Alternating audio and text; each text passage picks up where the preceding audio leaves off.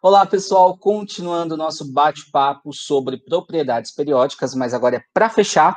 Vamos falar sobre volume, densidade, ponto de fusão e ponto de ebulição, certo?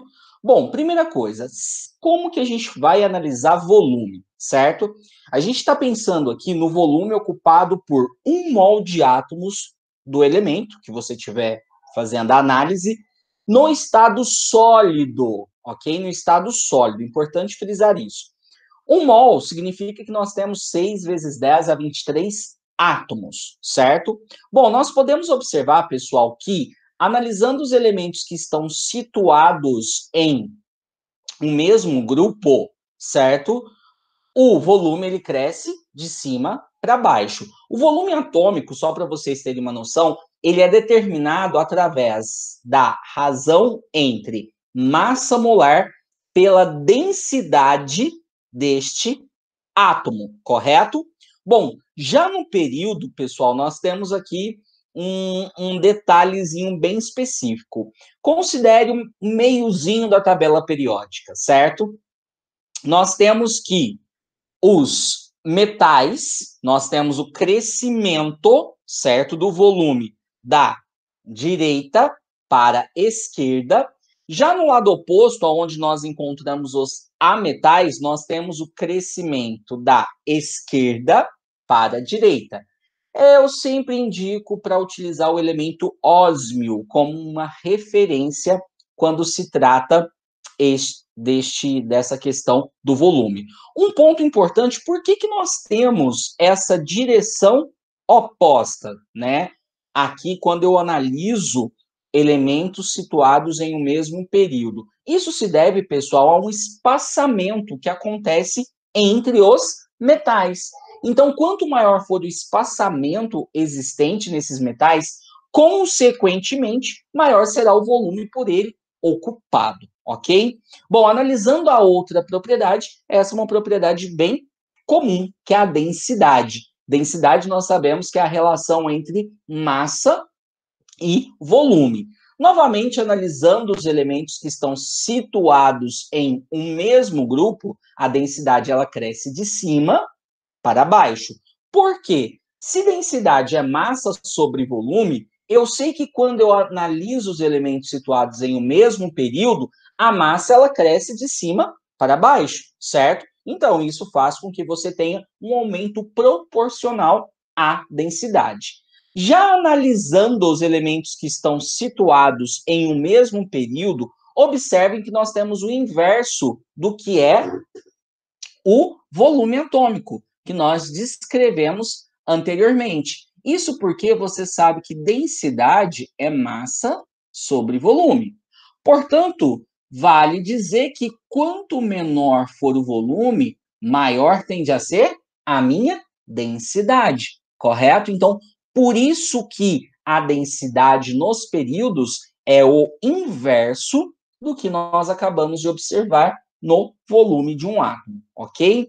Bom, então essa é a relação que nós temos aí para a densidade. Importante frisar também que o ósmio é o elemento que apresenta maior densidade, ou seja, nós temos uma maior massa de ósmio para cada 1 cm3. Densidade é isso, pessoal. É quanto de matéria que eu consigo ocupar em certo espaço, em certo volume, ok? E o ósmio é o elemento que apresenta a maior densidade.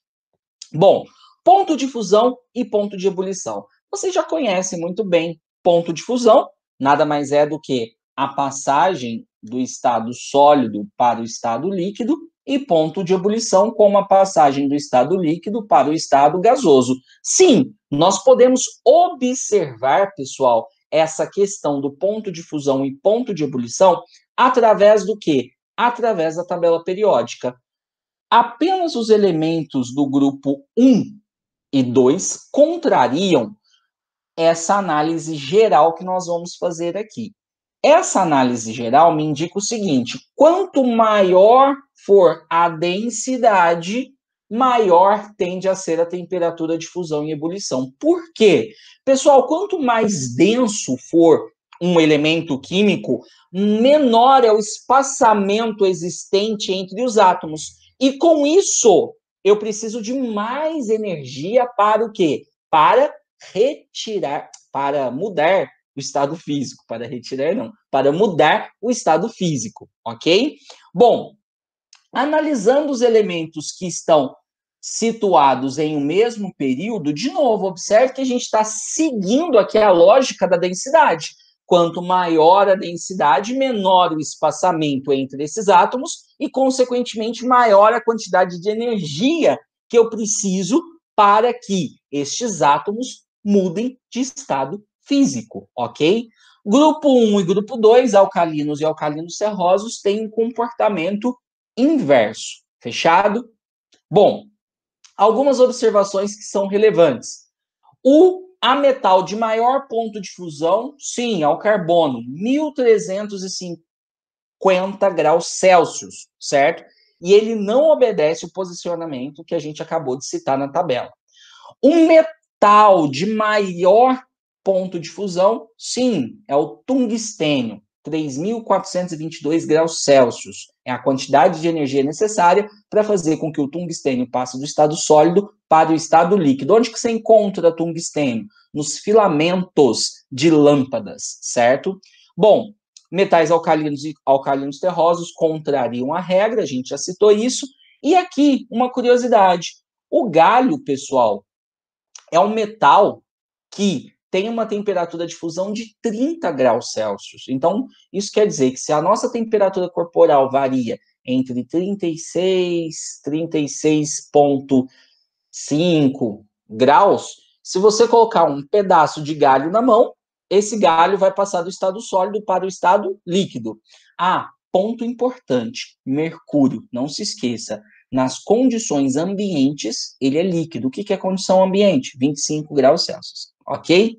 Bom, e para a gente fechar, propriedades aperiódicas. Pessoal, o que seriam essas propriedades aperiódicas? São propriedades que, conforme o número atômico aumenta ou diminui, seus valores apenas crescem ou decrescem, sem apresentar nenhuma repetição. Ou seja, a gente não tem uma repetição daquele valor, certo? Que é o que acaba acontecendo com as propriedades periódicas. Fechado?